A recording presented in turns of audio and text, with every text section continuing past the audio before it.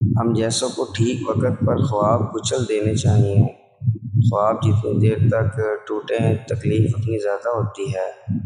محبت کا پیٹ اگر احساسات کی بجائے سمجھوتوں سے بھرنا شروع ہو جائے تو اس کے منہ کو جذبوں کا خون لگ جاتا ہے۔ پھر محبت نرم دل نہیں رہتی، نہ ہی اسے رحمت آتی ہے، بلکہ وہ ایک سنگ دل اور وحشی درندہ بن جاتی ہے۔ الفاظ ردی ہیں اگر سامنے والا کباڑیا ہو۔ کامیاب افراد اپنی خواہشات کو پیش نگاہ رکھتے ہیں، رکاوٹوں کو نہیں۔ اگر تمہارے پاس جذبہ نہیں تو تمہارے پاس ہمت نہیں ہے، اگر تمہارے پاس ہمت نہیں ہے تو تمہارے پاس کچھ نہیں ہے۔ جب کسی مرد کی نظر اتفاقاً کسی غیر عورت پر پڑ گئی جو اسے اچھی لگی، یا کوئی ٹھپا اچھا لگا نظر آ گیا، تو اس کو چاہیے کہ گھر آ کر اپنی بیوی کے ساتھ وقت گزارے۔ جو کچھ باہر والی عورت کے پاس ہے وہی گھر میں بیوی کے پاس ہے۔ لہٰذا پھر اللہ کے حکموں کی نافرمانی کرنے کی کیا ضرورت ہے؟ انسان کی ضرورت کے لیے اللہ تعالیٰ نے بیوی بنا دی ہے، بیوی کے لیے خامد بنا دیا ہے۔ حلال طریقے سے اپنی ضرورتوں کو پورا کر لیں اور حرام کی طرف نہ جائیں۔ یہ بات ذہن میں رکھیں کہ شیطان گناہ کروانے کے لیے چیزوں کو مزین کر کے پیش کرتا ہے۔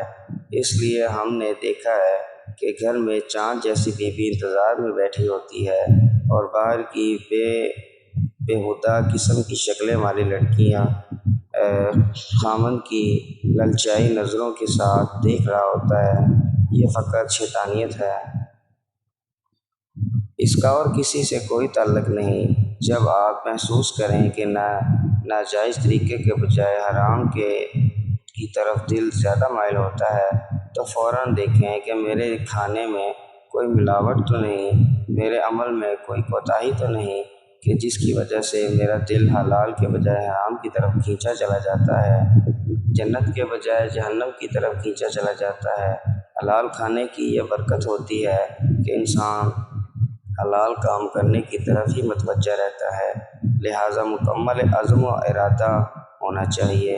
حلال کماؤ، حلال ہی کھاؤ، اور اپنی بیوی کے علاوہ کسی غیر عورت کی طرف نہ جاؤ۔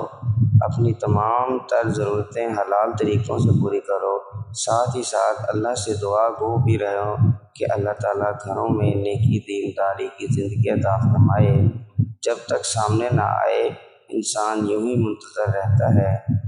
ایک دفعہ سامنا کر لو تو پتہ چلتا ہے کہ وہ تو صرف ہوا کا جھونکا تھا جس کے دور سے آتی ہوئی ہوا ڈراتی